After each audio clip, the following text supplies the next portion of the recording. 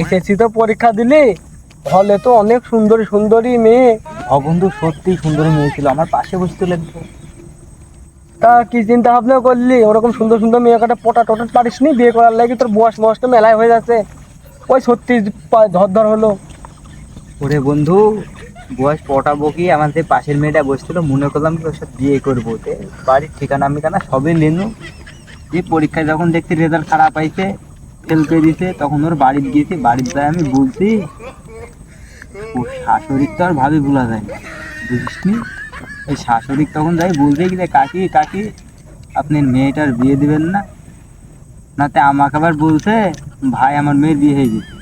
তার মধ্যে কি যে ভাই মানে সে বলতে আমার মেয়ের বিয়ে দিয়েছি রিক্সাওয়ালার সাথে, সেই কারণে তোমাকে ভাই বলছি। তুমি যদি আমার একটু ভাবি হও, দেওয়ারের বয়সী, তাই আমি তোমাকে ভাবি বলছি। আমি যে আন্টি বললো, ও কি সেই কথাটা দেখিয়েছে না সেই কথাটা ভাইছে বলতে কত বড় একটা জানে আঘাত করলি। সেখানে ও মেয়ের কাছে দেখতে দেখতে থাকি। কি হচ্ছে আমি বসে থাকি বোনের ভিতরে? এমনি একটু বসে বাতাস খাচ্ছি। বল বাগান করে রাখেন বেশি বলো। নাও তোমার তুমি ঠাকুরনি। আচ্ছা বন্ধু, মিন্টু তো তোর সাথে পরীক্ষা দিল, মিন্টুর কি হয়েছে? জানি রে বন্ধু, মিন্টু বুঝে ডাল খাইছে। কিরে তোরা সব বসে কি করছিস? আরে বন্ধু তুই মেলা দিন বাঁচবি, তোর কথাই হচ্ছিল রে। তোর কথাই হতেছিল। মেলা দিন বাইশ থাকার আর ইচ্ছা নাই বন্ধু। সবাই সবাই মনের ভিতর বলে যে চিত পটাং হয়ে মজ যাই। কে বন্ধু কি হলো? কিছু হয়নি, এই মনে করলাম যে এসএসসি পরীক্ষায় মহিলারা সব ফেল করবে, এর মধ্যে বাইসি বুঝছি এটা ভালো জায়গায় দান বসাবো। তো দান বসানোর আগে আমি যাকে ভালোবাসতো রিক্সালা বিকারি রিক্সা চড়ে লিবার আছে। আমার তোর আর আমার অবস্থা একই। তো যাই হোক,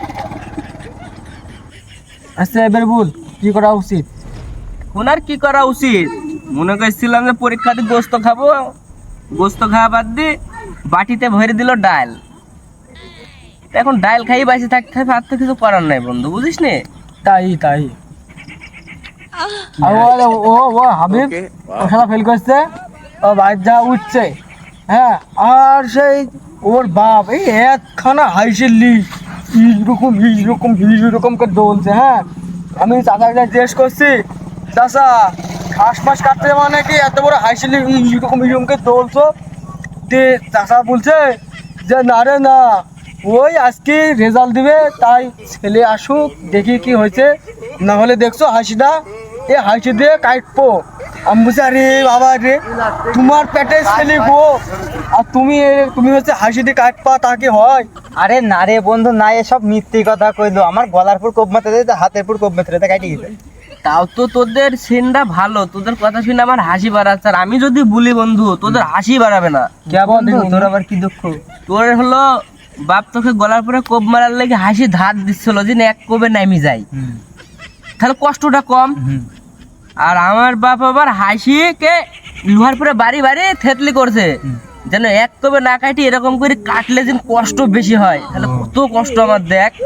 বন্ধু তাই যাই হোক।